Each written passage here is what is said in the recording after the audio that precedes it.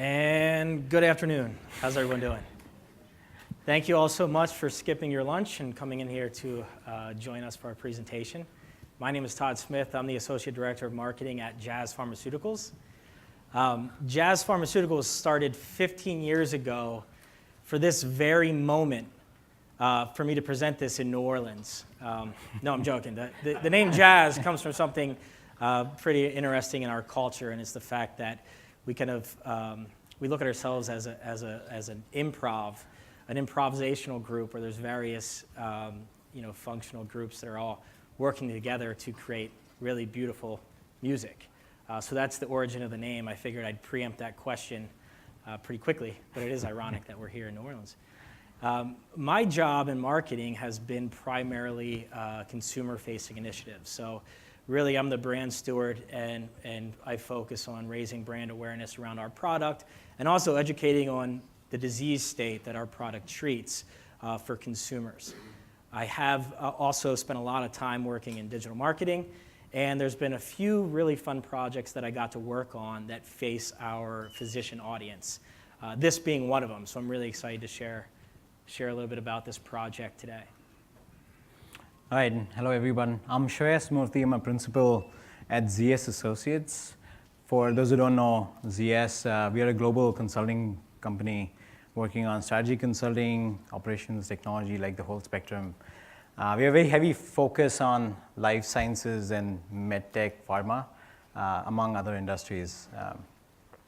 And personally, I of course work with Todd at Jazz and a few other sort of clients of mine, but in general, I'm more into the sort of analytics leadership for ZS, using different kinds of tools for reporting as well as new emerging technology. That's kind of my focus.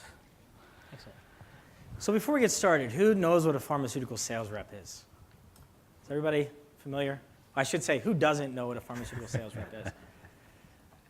Very good, so I don't have to go through that explanation. Just a quick question by show of hands. What is the average time that a pharma rep gets to spend with a doctor? Who thinks it's more than 30 minutes? Raise your hand. All right, who thinks it's over 10 minutes?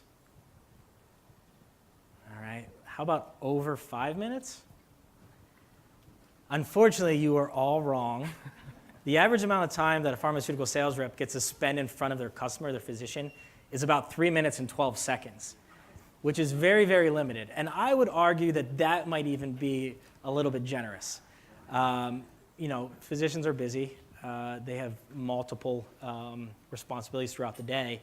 And during those busy periods, it is not fun to be a pharmaceutical sales rep in that office waiting to talk to a doctor, I can tell you from previous experience. But what that says to us, if you only have 3 minutes in front of that customer group, you don't have a lot of time to really dig in and understand the objection a physician might have around using your product, or an issue they might have with one of your savings or support programs. It's really critical that you make the most efficient use of that time and that conversation when you do actually get it. Question number 2, how many messages can a rep provide to a doctor in one interaction? 2? Great answer. So the average number of messages that a physician or a sales rep can provide to a physician is between 1 and 4. So that's not a lot to cover. And you're lucky if the physician pays attention for those 1 to 4 messages that you might be able to get out. Once again, this makes it critically important for us to be efficient and make sure we are delivering messages that are relevant to that audience, which is why kind of the background research and your pre-call planning and understanding the characteristics of that physician as well as the managed care makeup of that office becomes really, really important to make sure when you do deliver that message, it's something that they want to hear. And finally, what percentage of these interactions include some type of digital content? What do you think? You think it's over 50%? Anyone? I'm sorry, what did you say? 15%? Very good. So in between, it's about 33%, or a third of the time, we're actually able to have a conversation and use some kind of digital visual support. And we know that this is incredibly important because any kind of visual support to a message really increases your retention. if you add in kind of the interactive elements of some of these tools that we use now, it actually increases even more. So as we dive into the presentation, just want to give you a quick overview of today's agenda. We're going to walk through, kind of tell the narrative of what this digital sales aid journey was. I don't know, has anybody heard of a digital sales aid before? I will take a second to introduce it shortly.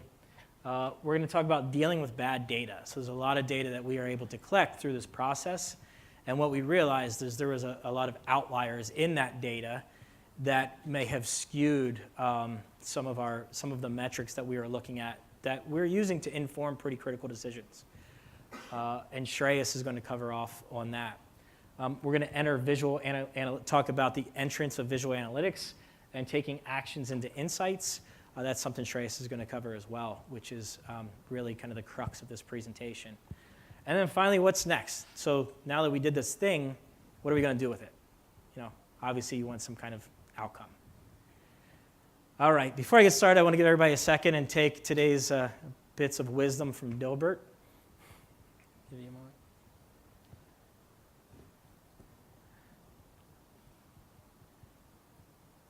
All right, so the journey. Why did we embark on this journey in the first place?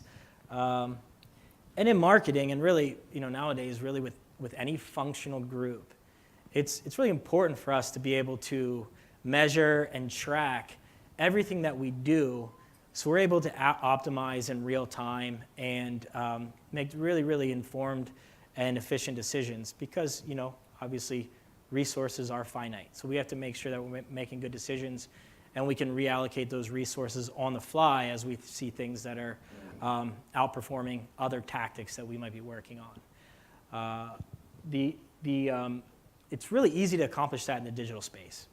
It's very simple. If you think about the data that you can garner from a website, we look at it on a pretty consistent basis. We're able to see traffic volume, what pages have the highest engagement rates, what videos are being watched in their entirety. We're able to heat map. We're able to see, where a user might spend some time hovering, which is suggestive to us that this is a piece of content that is interesting. Excuse me. We also look at paid search, for example. So search engine optimization is critical. At Jazz, 72% of the traffic that comes to our brand sites comes through some form of paid search, whether it be Google or Bing.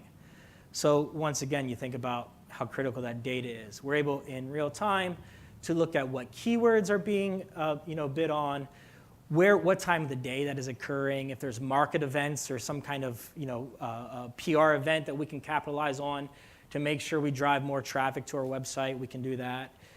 If we look at certain traffic that enter certain keywords, that equates to a certain activity on our website we want to occur. For example, we have a screener that we want users to complete on our website. And we know there's certain keywords that drive that traffic more than others. So obviously we spend a disproportionate amount in our budget on those keywords because we know that they have the outcome that we intend. You think about social media. Social media has become a kind of a scary environment. I know I'm not the only one that deals with the phenomenon where nowadays I'll be thinking about something and all of a sudden an advertisement for that thing will pop up in my newsfeed. I was on Facebook a little bit ago and there was a number of Tableau ads about interesting sessions that I should go and attend, which I thought was pretty cool and wish we would have thought about that in advance. Also, Facebook does a lot of automated indexing on us as individuals. I'll give you just a quick story, and sorry if I'm going off script, but I recently decided to grow a beard, and Facebook took notice well before my wife and kids did, and a friend of mine was loading their Facebook page, and I guess they had lost their internet connection. So they just saw a white box with the metadata behind it. The image never appeared, so it was just a white box where the image should appear, and what it said is male, smiling, bearded, outside, 35 to 45. I mean, they nailed my demographics and indexed me pretty accurately without any human interaction. So shortly after that, I started receiving ads in my timeline for the Dollar Shave Club. And slightly gross, but there is a tool called the Backblade 2.0. This is a real thing. You should check it out. It looks like a window scraper, but it is actually a razor that men can use on their backs. And I don't know what's scarier, the fact that Facebook knew all this information, or that historically they've been very accurate with how they've served me ads. So I have no idea what I'm in store for over the next couple of years, but that was just a really fascinating find for me. So, one of the most important things for us as a pharmaceutical company is our sales force. That is by far the most impactful tool that we have as a marketing department, because that's where the rubber meets the road. These folks are out here having the conversations with our customers. We have no idea what they're talking about. There's no real way from a digital perspective until now, there was no real way to understand what those conversations look like, if the physician was even open to that kind of conversation, if the messages were relevant, if they changed any kind of behavior, if we were targeting the right audience. Outside of surveys that are delivered, maybe once or twice a year, you get the data way after the fact, and it's all based on recall. So there's really nothing that tangible that we can capitalize on. So that's why this was really important to us to create this platform. A day in the life of a pharmaceutical rep. So I want you guys to meet Joe. Joe is our pharmaceutical rep. And some of Joe's responsibilities, usually starts out in the morning. And what Joe does, he looks ahead and he finalizes his routing plan or his call plan for the day. Usually you start out, you target a certain part of your territory. You look at the physicians that are in that territory that are high potential physicians. You want to understand kind of where they're at in the adoption continuum for your product. Do they like your product? Do they not like it?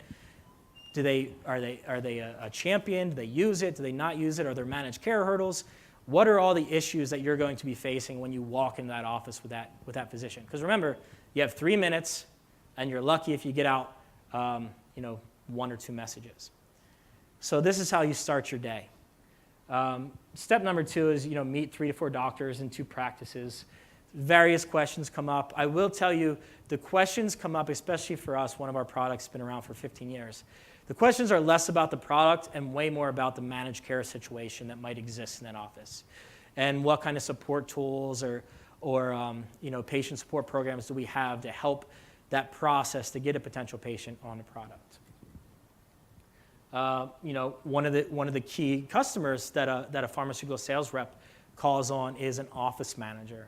At Jazz, we call them office champions because there's a significant burden to getting some products approved. Managed care plans continue to consolidate. I think like 80% of our prescriptions come through 5 managed care plans now. So there's a lot of concentrated power there. So we have to make sure we're in tune with those plans, what the formulary coverage is, what does it take to get a product or a patient approved on Xyrem. And then finally, at the end of the day, interpret sales reports, send emails to colleagues about action items, and plan for the following day. It doesn't sound like much, but there is a considerable amount of work that goes into this. And pharmaceutical reps are pretty good at taking a punch too. There is some time when, if there is a rejection of a prior authorization, or if there's a cost override required, or there's a reauthorization or a double step edit, all these tools that managed care plans use to influence a prescriber's behavior, the sales rep really takes a lot of that on the chin, so they have to be equipped and ready to have those kind of conversations. What tools does our pharmaceutical sales reps have? What kind of tools do they have? Historically, they've always had kind of a paper leave behind, or a visual aid that was paper or cardboard or a booklet, and which is great because that gives you some kind of visual reinforcement of your messaging, but it doesn't quite have the interactivity that you want, that you can get out of something like a digital sales aid. So it was really important for us to build out this platform for our sales force. And there's a tremendous amount of research that goes into this. We research what kind of messages are most important. We look at the order of those messages, what kind of order should these messages be delivered in to help a physician kind of get comfortable with the disease state and your product, the indication of that product, potential risk and benefits as well. So we launched the digital sales aid in 2015. 2015 to great fanfare. We were really excited. We had this unbelievable tool. It had videos on it. There was a lot of, like I said, interaction, which drove up, memory recall of physicians. A physician can answer survey questions. We had apps on there. It was like, kind of a Jeopardy-looking app where they could answer questions that were very specifically crafted to help educate around our product and certain elements, certain benefits of that product. So we were collecting a tremendous amount of data, a tremendous number of clicks and pages that were being advanced and time on pages, what video was being viewed. Unfortunately, we didn't really have access to that data at first. We didn't really know what was out there, what we could be doing with that data. Was there any insights that we could be drawing from it? This was kind of an afterthought, and I don't know if that's shame on me or what. But this is where Shreyas and the team at ZS came in. And they were responsible for building a very cool kind of visual analytics dashboard that allowed us to look at what kind of messages our salesforce was delivering to these physicians, what type of physician types were getting what kind of messages. We were looking at combinations of messages. We were looking at all this great data that we could use to inform kind of future iterations. And the great thing about having a digital sales aid is you can update it in almost real time. You can see if there's a change in the market, there's a change in diagnostic criteria. If there's some kind of information that you want to get out into the hands of your sales force, it's much quicker to deploy through an iPad than it is to kind of go through your review process, get something crafted, get it printed, have that drop shipped to all your sales team, and get them to go out and deliver that to your individual physician customers. So what we did realize is when we started pulling in this data, there was a lot of data that was skewing our understanding of what was really going on in these offices. And that's where Shreyas is going to pick up and talk about how we deal with bad data. Yeah, thank you, Todd. Bet. So before we get into what exactly the bad data looks like, right? Just to give you a sense for the full flow of how this works. Like, as Todd was saying, the interactions is like the end point or the starting point, however you think about it. For data as the starting point, it gets all collected through the digital iPad apps. Right? We're collecting all kinds of information. The amount of time spent on each page, the number of pages shown to a particular physician, like the order of the sequence of these pages, right? How you're interacting on each of them. There's tons of sort of click stream data which comes in. This is through the Viva system. Viva is the CRM, one of the more popular CRMs in the pharmaceutical world. And that we were pulling all of that data, putting into a database, and then eventually feeding into the Tableau dashboard, right? This is the highest level sort of flow diagram for you guys to get comfortable with. But this is where the elements of data comes in, right? When we initially started looking at it, maybe before we even get to this, when we started looking at some of the average data, we were like, oh, that's great. An average interaction is 15 minutes, right? If you remember the 3-minute, 12-second average, it's like, I mean, the Jazz sales reps are great. Like, they get 15 minutes from the physician, awesome, right? And we're also seeing like things like, oh, there's an hour of interaction. That's amazing. I mean, unless you're actually in an operation theater, you don't actually get that with the physician, right? So that's why we started doing a little bit deeper dive on what's happening with the data. So this is example records, right? This is a small part of the full database. So for, let's say, for Dr. A, well, everything is anonymized in this presentation, just for your reference. Maybe this is the slide 20 on the page on the iPad. This is the date, the start time, and this is the amount of time they engaged in this conversation, right? Sounds great, about 39 seconds. 12 seconds, maybe the physician asked a question and they moved on to a different page. It's fair enough. But then you see like a 1 second interaction. Like, what can you do in 1 second other than just flip, right? So we need to account for what is happening in real life. So this is part of the theme of this presentation also, in terms of this so much data, you need to understand what you want to report out of before you start designing your Tableau dashboards. Similar to this record, right? Yeah, I guess 4 minutes, right? This one is, sorry. 1 hour, 4 minutes. Yeah, okay. I'm like, what's happening here? This is more likely where this is probably the last interface, and then the sales rep walked out of the office and sat in the car, started driving. He actually forgot to tap that the interaction is over, right? So this is the kind of stuff we were seeing. So that's basically when we started looking at a whole distribution of data. This is a sample of the distribution, how it looks like. Right? The y-axis is the, x-axis is the time. It's about 5 minutes, 10 minutes, 15 minutes. And then these are the number of interactions. So this is where we started looking at, okay, we need to do something about these outliers. Right? So if you simply exclude the initial clicks, which is mostly navigation, and a whole set of long time tracked on the app, this is what we ended up getting, right? So this whole, if you see the first column, on average, it was about 15 minutes. That goes down to about 50 seconds on average. It's like just about a minute, less than a minute, which is a lot more reasonable.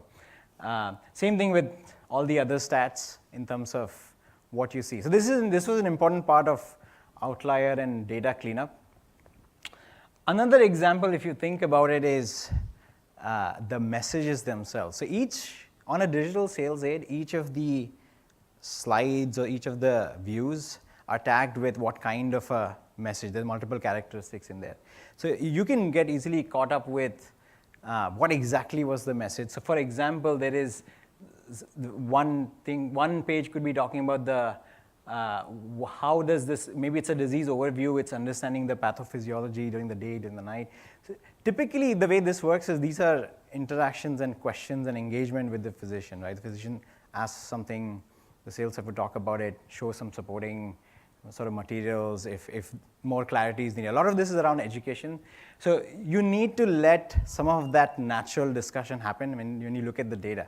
What we are more interested in is all of these generally are in this pathophysiology kind of message. See, this becomes important for very often, including the Jazz disease area. It's an orphan disease. A lot of the patients are underdiagnosed, right? So that's part of the effort in terms of educating the physicians that this is a pretty severe disease. You need to understand how the mechanism of action is, how it works. So these are the kinds of messages which you need to clean up and sort of categorize before we get into it. These are just two examples. We did a lot of these kind of cleanups on the data before we got into the visual analytics piece.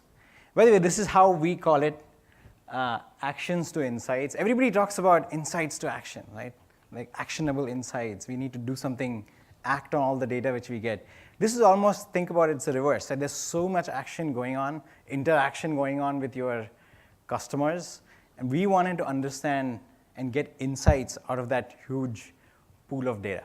That's our attempt at getting Tableau to use and using visual analytics. We ended up going through this process, and Todd can answer more questions later on if you have on those, on really trying to understand what do we want to get out of this, right? When you say we had all of this activity going on, but we didn't have the real insights, it was boiling down to these three big questions. First was, what is the actual utilization? How many people are using it? How many physicians are using? How many of our sales reps are using this whole tool? Right, the next question was, what are some of the top messages being shown to the physicians? What's resonating? What's not resonating, et cetera. Right? And the last part was around the customer focus. Like, what are the customers interested in? Right? We have all of these, but we'll understand better once we analyze this data. So I'll walk you through three of these sort of views, the screenshots of the actual Tableau dashboard. Again, all anonymized data. So this is the first one around what is the utilization of the digital sales aid.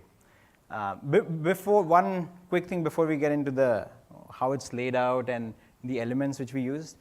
The user for this is the sales management. Right? So all of the sales reps have a regional manager, or district manager, division manager, whatever the terminology in the different companies are. It's more for them to understand how is this being used by their team. We show this data about quarterly, although this data is collected live. It's all really up to us in terms of we want to show it monthly or weekly. So this is the most the favorite view, most used view on the Tableau dashboard.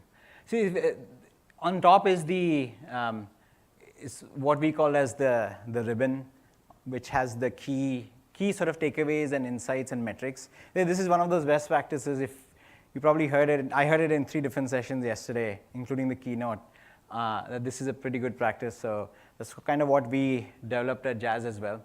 And the idea really here is you're answering 3 questions within utilization. What percent of the interactions, all interactions are actually with this DSA, digital sales aid, right? The about 1/3 number, 30% number we were talking about. We want to track how are we doing.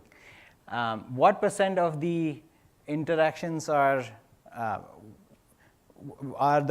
percent of the reps are actually using this in their interaction, and what percent of the physicians are even engaging in a digital interaction, right? So there are obviously trends you can see over time. We anonymize the time axis here, but over time the interaction have started increasing, which is actually a big change management goal which we had in terms of people need to believe and start using it more and more. But on the right side, if you see of the visual, these are some cool elements in the Tableau dashboard itself. You can always toggle between the different metrics, but the geography you can actually see on a heat map. On which of my geographies am I having more of these interactions? So one of the cool features here was not just the state. I think the state is a general visualization. Everybody has state maps, but we could easily customize our or Jazz's sales territories, right, and sales divisions and districts. It was actually very easy customization, which we found a lot more difficult in other visualization tools. Tableau was quite easy to do that. And there's also this other cool feature on the top right, which is on the slider. I think this is almost, think of this as not just a plain dashboard. It's almost a visual interaction tool. So you can put your thresholds on, I want to see how many of my reps are more than 50% utilizing this tool, right? So it easily pops up. These are my five of them. And the general goal of this tool, what it enables us to do, right, from an end objective perspective, is not just measure the utilization, but almost started acting as a coaching tool, right, where I, as a sales manager, understand of the 6 sales reps who I manage, like 4 of them are using this fine. Why aren't the other 2 using? Are they hesitant? Is it change? Do they not believe in this? Or are they having unique customer challenges where they're not interested in using a digital interaction, right? Do they have mostly older demographic of physicians who are still not into this whole digital iPad thing, right? Whatever it is, right? It's a good coaching tool. One of the principles we had in mind was, obviously you want good design, good visuals, and things like that. But beyond that, there has to be true business value for using these dashboards. Otherwise, it just becomes an analyst's dream of looking at a nice view, right? These are all business users who are using these dashboards. Second view was around the messages. So this gives you, the main question this is answering is, of all the multiple different messages we have, what is the most common one our sales reps are using, and which are the most common ones our physicians are also sort of seeing, right? And you can see these are anonymized, but these are the different types of classes of messages. If you remember, the pathophysiology was one example, and these would be the individual messages within each.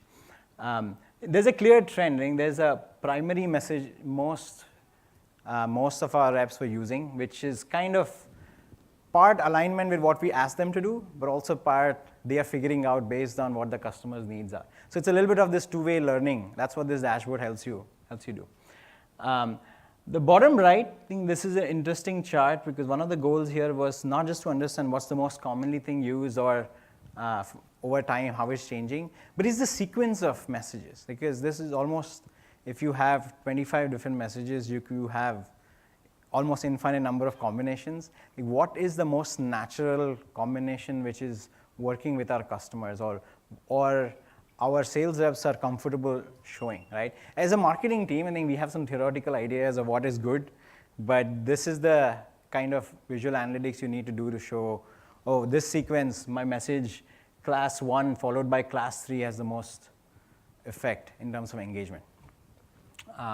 One cool feature on this is the color palette. If you see, this is lots of colors on this one. right? One of the things I was a little surprised at this stat myself. There are about 8% of men, this is more a disease towards men who are colorblind, right? It's a pretty significant number. Especially if you're showing dashboards to salesforce, maybe hundreds, thousands of sales reps in your organization, that number quickly adds up. 8% of men there are lots of people who may not be able to even differentiate these colors. So one of the cool features in Tableau, I don't know how many of you have used it, but it's very easy to go and find a colorblind friendly palette. And it's one of the good practices, especially if you have a large audience of users. They don't necessarily see, a colorblind person wouldn't exactly see these colors, but the difference is if you use a colorblind friendly palette, they will see a difference across all of these colors, which is the important part of differentiating. Right? So we just thought that was a cool thing to do and benefit at least whoever is colorblind on this one. Last view, third view, this is a little bit more sophisticated view of really taking a customer's lens on which of these messages would be resonating with our customers, right? So if you think about it, we looked at it by the different types of specialty, by the decile. Decile is a concept more common in the pharmaceutical world, where you sort of bucket all of your customers in 10 groups, but a decile 10 has the most potential in terms of patients. That's really the patient metric, right? And then there's some things around our own sales, who is the most top user, which is a common concept, most commonly prescribing physician. So some of the things which we saw in these kind of views are, interestingly, the highest potential physicians actually want to see content in a digital manner as well, right? And our sales reps were responding to that, and they were showing more of the higher potential physicians and spending more time with digital sales aid. Another example is one of the specialties. So the disease cuts across a bunch of different specialties: sleep medicine specialists, sleep specialists, neurologists, pulmonologists. But one of the specialties, again, has a higher propensity to receive messages through a digital channel, right? And sales reps are again responding to some of this.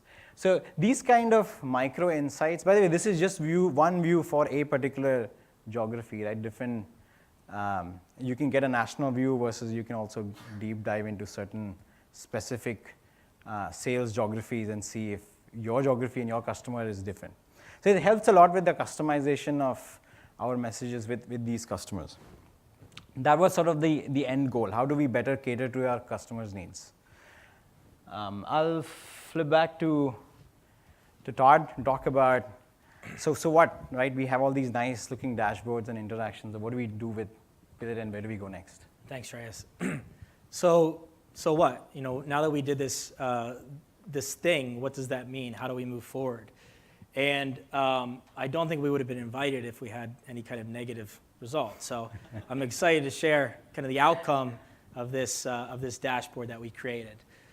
So first and foremost, we saw a 300% increase in utilization of the digital sales aid. We know using a visual increases memory recall, retention of certain messages. So this right here was a win for us. I think everyone knows the saying, that which gets measured gets done. So this was a nice impact on our sales force. We saw a threefold uptake in use of the digital sales aid. We had a very tenured sales force, sometimes stubborn to use new technologies, because for the most part, they've been calling on these physicians, talking about the same product, some for a decade. So there's very little change. And then you throw this iPad at them and ask them to go out and have this new conversation using the supporting tool. And it was difficult for some people to get accustomed to. So this was a great win for us, on day one.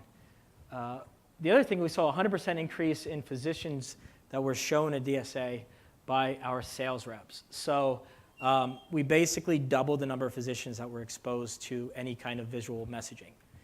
And last but not least, 100% of our reps showed a new video to 24% of the target. So that might sound a little bit confusing, but we had identified content we knew was really compelling based on market research. It was a video that that showed what a specific symptom that's really difficult to recognize in practice, what it looks like, and physicians really wanted to see this, and it had great educational value. So we wanted to make sure that as many physicians were exposed to this video content as possible. So this is why this metric was important to us. You know, I'll even take a step back. So at the beginning of this presentation, what I should have said is like, all these presentations, all this content that we show to physicians, it's captured and it's connected to that specific physician. So we know each physician, what kind of messages they're receiving, what combination of messages that Shreyas just walked through. And you know, more importantly, we know what messages in the digital sales aid our salesforce likes to use. So there's certain things that we put a tremendous amount of time in developing that it's great, but it really never sees the day of, you know, the light of day. So we might as well spend our money developing things and putting support behind certain messages that we know is actually being utilized in the field. The other thing, this was a great tool for our sales management team to help coach, and Shreyas alluded to this as well, because they could look at their own territory and they could see within their own regions, they could see across, you know, 10 sales reps, which one is having a boost in performance. What kind of messages are they using across what kind of subspecialty of physician? And we're able to actually dig in and make those connections, and a sales manager that could then go and ride along with the sales rep and say, we know that this is working in other parts of the region. Why don't we give it a shot in this office? And it really did inform a lot of the decisions we were making in marketing in terms of what kind of tools we should invest in. It's been really great. Most importantly, it is connected to performance. So you can see here there is a positive correlation between the number of times the digital sales aid was utilized and the performance of that sales rep. So the higher performing sales reps tended to use digital sales aid more often. And you can see this correlation throughout, you know, down through the entire utilization. Okay. So what's next? I mean, I think we just kind of uncovered the tip of the iceberg at this point. We have a lot of great ideas on how to take this and further this dashboard that was created, one of those being alerts. So as a sales rep, if I go and have a conversation with a doctor about the pathophysiology of a certain disease, we know that that doctor needs to understand the pathophysiology of this disease in order to make sense of the product's mechanism of action or how this product works in the body. So without the physician understanding this over here doesn't really make a whole lot of sense yet. So what we will do is we're going to add alerts within the dashboard that show, hey, the last time you saw this physician, you had this conversation. It's time to move on and evolve it and keep moving down the journey in terms of the messages which make the most sense to get in front of the physician at that time. We're also looking to integrate other various data sources. So one of the things that we can do is overlay our sales data. We have, you know, we have a specialty pharmacy, so we have pretty immediate access to our own claims data, our own sales data. So what we're able to do is then kind of connect that with the actual, you know, what's going on in the field, how this DSA is being used, what messages are being used, and see what is really changing prescriber behavior.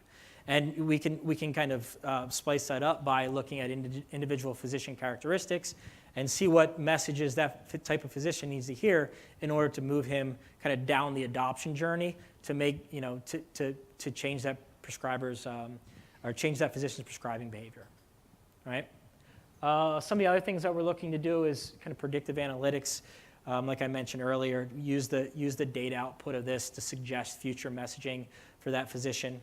And I'm really excited about the partnership that we've developed with Shreyas and ZS Associates, because they continue to come back to us with various other ways to use this data to help us be more efficient. Because as I mentioned at the very beginning of this presentation, we have very little opportunity to make an impact with these physicians. So let's make sure that we're covering on the most relevant information, doing it as efficiently as possible, and being customized and considering where these individual physicians are at in their adoption of the use of certain products. Okay. So I guess this is a must-have, real quick commercial. Please go to the app and fill out the survey. But more importantly, we'd love to take a couple of minutes and answer any questions that you may have about this entire project. So, go ahead. What is the technology stack behind collecting data, Google Analytics?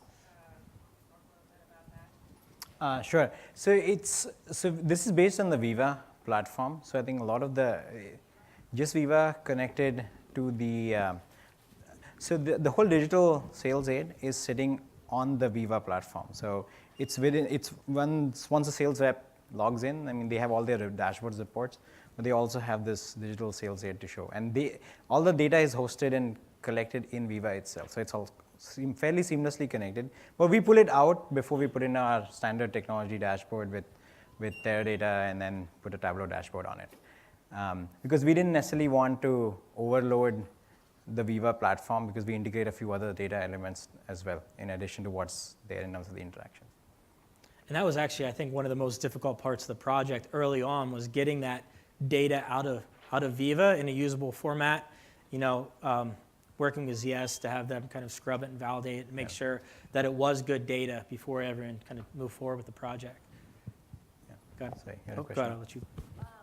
I sorry. know the issue that we had with the Viva data was if the CLM data wasn't tied to an account, you actually don't have it. Right. It's in a totally different tables. Did you guys look at the data in totality or just the ones that were tied to each? So thank you for bringing that up. And that's a great point because one of the things that we realized, we talk about, the most important thing is the journey. We learned a lot of things. One of the things that we learned about is we didn't do a great job training our sales force on how to effectively log a call against a physician target within the Viva platform. So what we did with that data at first was kind of removed it from our analyses, but we did then immediately go back out to the Salesforce.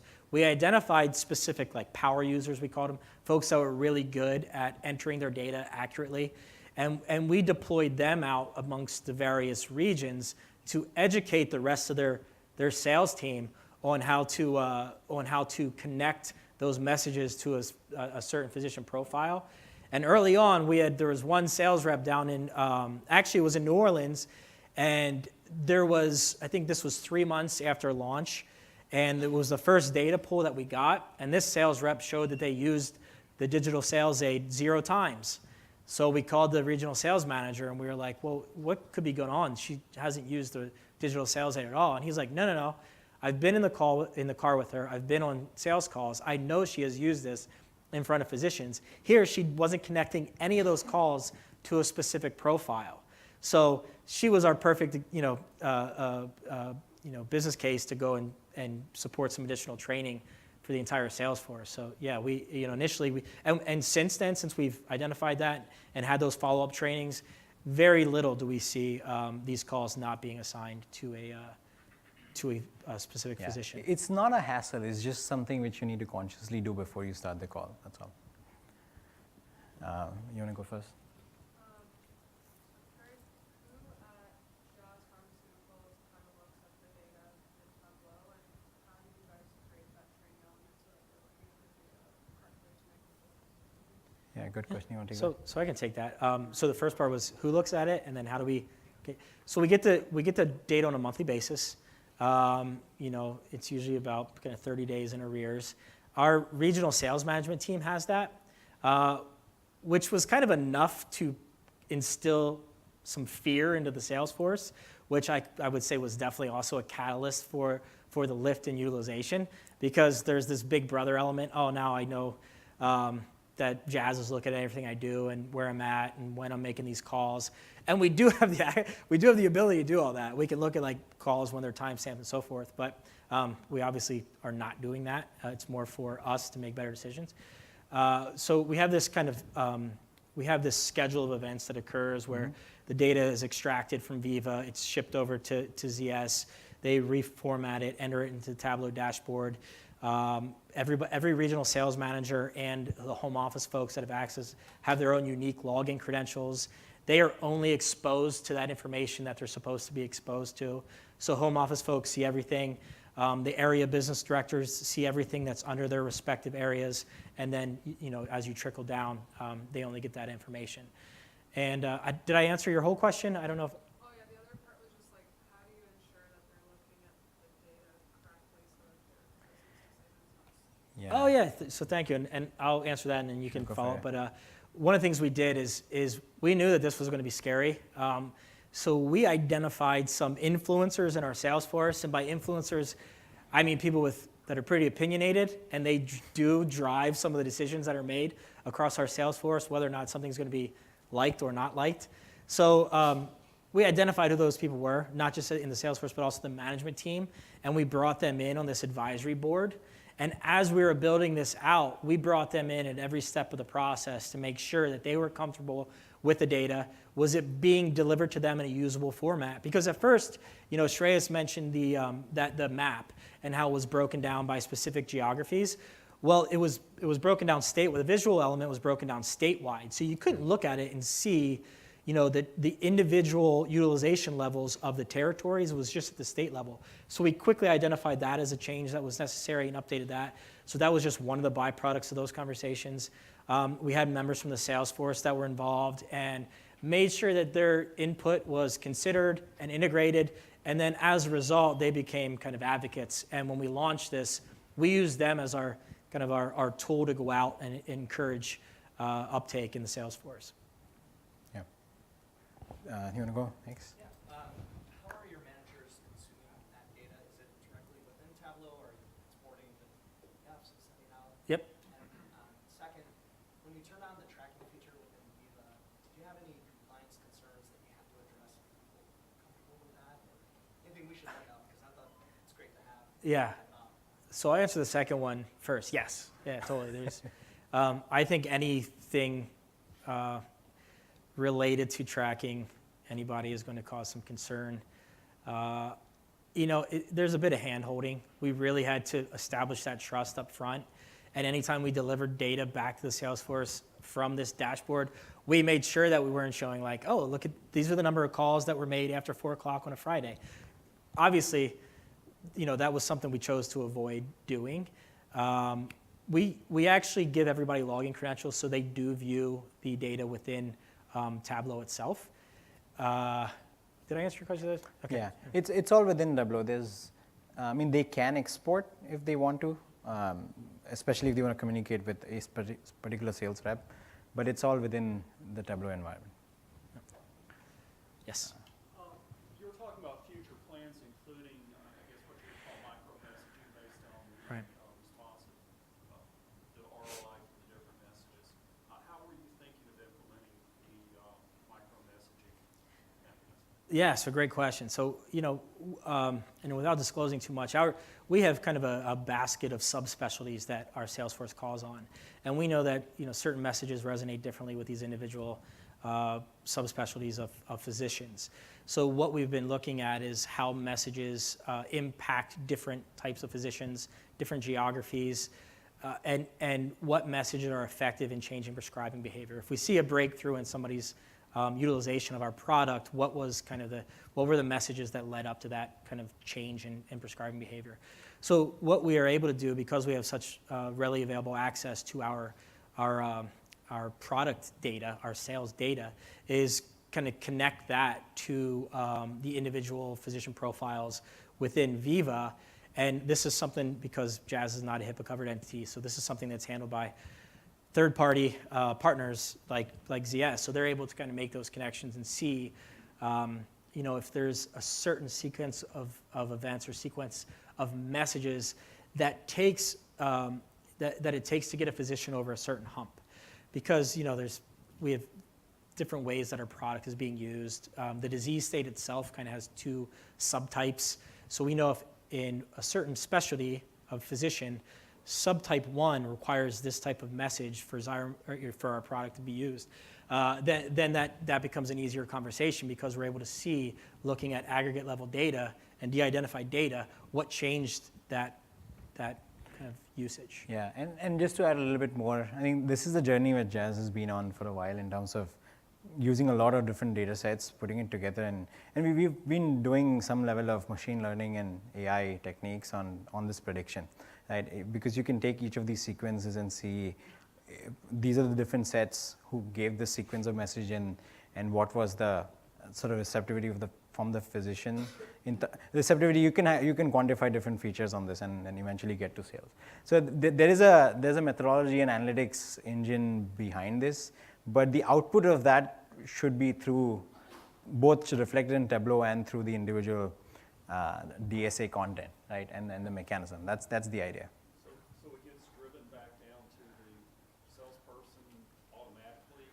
Yeah, it'll be, so Viva has functionality within it that allows you to set up certain alerts and reminders based on a certain set of business rules. So there is this kind of full feedback loop that the individual sales rep will then be able to look at and see, oh, this is what my next conversation should look like. Yeah. I'll go this side. I think you've been ignoring you. I have two questions. One is, you mentioned there's an engine that helped you look at the sequencing of the messages. Mm-hmm.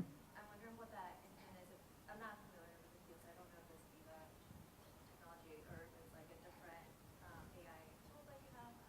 So the second question is, I see that you focus on just the physician interaction, but then I also heard you say that the office champion was key. And I'm wondering, like, how did you decide on what part of the process to track when you clearly called out like the office champion's behaviors? Yeah. I'll let you take the office champion one part, but in terms of the technology, this is not the Viva part. Viva also has some version of this suggestions engine, things like that. But this is something which ZS has its own set of sort of analytics engine behind this, where we run a bunch of different machine learning algorithms to predict.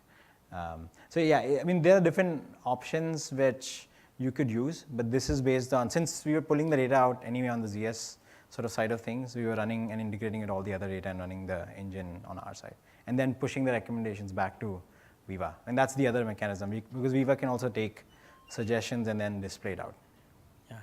So regarding how we track interactions with the office champion or the office manager, we don't do a lot of kind of analyses on that data now.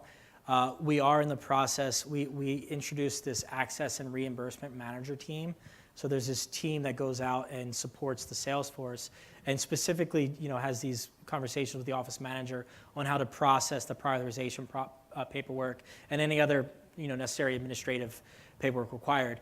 And so they have actually just gotten access to Viva. So we are now able to start the same kind of journey with that team that we've done with the Salesforce. But up to this point in time, we really haven't spent a lot. Although we do catalog those interactions within Viva, for the most part, the data that we collect just shows that the sales rep is having conversations around support materials with the office champion. So yeah. You want to go? With this data that you have, you kind of have this great rep metrics that really you haven't seen in other spaces. Right. I'm wondering if, on the flip side of this, you feel that you can leverage that data to say there's a gray area, white space, gray space, dark space for where these reps are hitting and how hard they're able to hit, where you can take that and bring it to your broader digital media plan. Yeah. I mean, so that's fascinating. That's Todd's dream, by the way. Yeah. So we've started doing that about I would say like 18 months ago, and we've done a lot of geo-targeting. It's been tremendously effective. So we were able to look at claims data across the country, and map that against kind of diagnosis rates of the disease state that we work in, and we're able to identify certain white spaces that may be diagnosing kind of under that national rate, and see if those sales reps are having any kind of interactions within those. And for the most part, they're not. Usually it's a no-see physician's office. There's very limited access. So that told us that we had to build this kind of secondary strategy from a digital marketing standpoint, where we do a ton of geographic level targeting, whether it be geo-targeting and targeting in-app use within like 75 yards of that specific office, or we look at certain online behaviors and build models around who a potential patient is, what they look like, and we do target, we kind of disproportionately allocate resources in those geographies that don't have a lot of access, and to help change that as well. And social media has been a really surprisingly effective way to deploy some of our messages. So yeah, the answer to that is absolutely, and we've done that to inform a lot of decisions, including like in-office tactics, so like the accent health boards and stuff like that. We were able to identify places where we should be at certain points of the patient journey, and we know that our sales reps are not having any kind of success there, any kind of interaction. And for the most part, they may have abandoned a certain part of their territory, so that's where we kind of supplement as well. So yeah, great question. You go that side. One marketing question, one analytics question. Sure. On the marketing side, is this something that Jazz had done as an early adopter, like where PSAs that were in place for some of the competitors? Uh-huh. Or did you take it to the next level and throw the capital piece on it to show what was working and not working? Yeah. If you were the first ones, is there fast follows for your competitors that you've seen? So we weren't one of the early adopters to create a digital sales aid, but I will tell you we were one of the first adopters to immediately kind of leverage this measurement strategy behind it to make sure that we were using the data that we were collecting in an effective way. I actually launched digital sales aids at other companies that I worked for, and we had a very limited ability to track, especially nothing as close to as sophisticated as this became. Yeah, I think most of the so the analytics part is the new cutting edge in this example, right? Like most of them, you can still summarize where it was used, how much was used, but like getting into the sequencing, looking at the specific geographies and trying to make it more predictive, and also showing it in a nicer sort of Tableau-ish visual analytics. Those are the new parts which we haven't seen. So I work with a lot of companies. I think I can probably answer that even more broadly. A lot of companies have sales aids, digital sales aids, but the amount of analytics and progressive thinking is a lot more on the Jazz end. And we kind of have a benefit because we have access to our own pharmacy data. Like I said, we have a central certified pharmacy that all our product goes out of. So we benefit from having real-time access to that. That'll help inform a lot of these decisions. And I think that's something that most companies, they're usually 30 days in arrears in getting that data through SHA or whoever their claims provider is. You had a second question, yeah. My other question, going back to you talking about normalizing versus anomalous you were seeing in the data set, were there considerations, and I don't know about the pharma space specifically, but are there considerations that you need to take as far as like opportunity size, like regionally, just inherently some customers are larger than others, so volume is going to have a different impact than share, large guys versus small guys, different office sizes, things like that. Is there something that you have to think about, and then how's the communication strategy with the sales team? You talk about benchmarking success. Yeah, so that's an interesting question. I think there's we study across all of these metrics. If you think about these potential and how much of the adoption is and what kinds of physician specialties they are. So we study across all of these metrics. But when it comes down to the actual interaction, I think it's tough because every physician eventually gives you 2 to 3 minutes to interact with, right? So it all boils down to like all of our outlier analysis will all be within that domain because that doesn't change, right? But how you study eventually, even the optimization of or prioritization of messages, you can only get to 2 or 3. So that's also constrained. What's not constrained is studying across all of these different characteristics of physicians. That's fair. In terms of communication, I think we're still keeping some of this as a coaching mechanism instead of, so if you think about the whole spectrum of analytics, right? Like there is a descriptive, we've reached predictive, we're not prescribing yet. That's the last one where the thing will automatically tell you this is what you should say. Yeah. We're still not there yet because these are still human-to-human interactions. These are not a digital ad, which is a machine-to-machine or machine-to-human, right? Like that's the concept. This is still human-to-human, so we need to give some space for them to customize it. Yeah. Maybe one last question. There you go. You talked about the journey of evaluating how they were using the view and then changing, and then you mentioned having an advisory user group. Did you do anything else to evaluate how they were using any metadata around like server and metrics, what they were being applied? Just speak a little more into that process and what you were identifying that. I think we mostly, this is going back to that sort of previous answer, right? So because it's a human element involved, we had to get a lot of feedback from the users, the champions, the powered users, as well as others over time. There's a lot of other metadata collected, right? Like what we are using for metrics is just part of it. I mean, there's lots of other basic transaction data in any of these digital systems. We haven't fully tapped into it, to your point. We could get into more sophisticated, for example, does a sales rep sit outside in the waiting room, right? This is quite typical. You need to take appointments to the physician's office and you opportunistically get in sometimes, but mostly appointment. Like, is he or she preparing, right, by the number of clicks? Like, we could do all kinds of sophisticated things. We haven't gotten there yet because we wanted to get the basics out, get better adoption, and let's help the customers first, and then we'll optimize for our internal sales reps. Anecdotally, that'd be a tough sell with our salesforce. Like, this was hard enough getting them to be comfortable with, and we're in this constant state of reinforcement. Like, we are not watching what you're doing. We don't care if, we don't care when these calls are happening.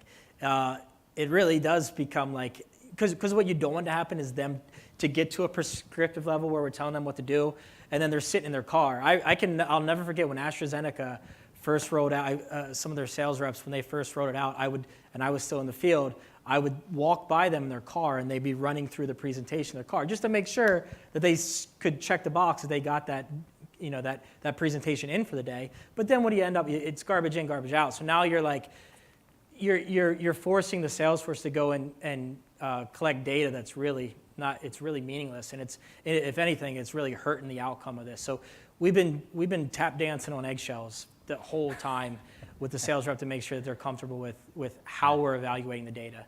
And we're telling them it's purely from a marketing standpoint, helping us give them better tools, helping us, fine tune our messaging to certain audiences. And all those things are taking place. That's true. I'm not like just saying that. That's really how we're using it. But it is, there's this human element of being in sales that you have to account for. It's scary, it is scary. So we try to dance lightly on that. So data drives the directions that differently instead of Yeah. our primary objective as companies to drive these 3 drugs. Yes. Not that, right? Yeah. Which can constantly just check the box, flip through it. Right. Right. Exactly. Right, we are out of time. It's 1 or 2, but thank you everyone for Thank you guys so much. being here. Yeah. Appreciate it.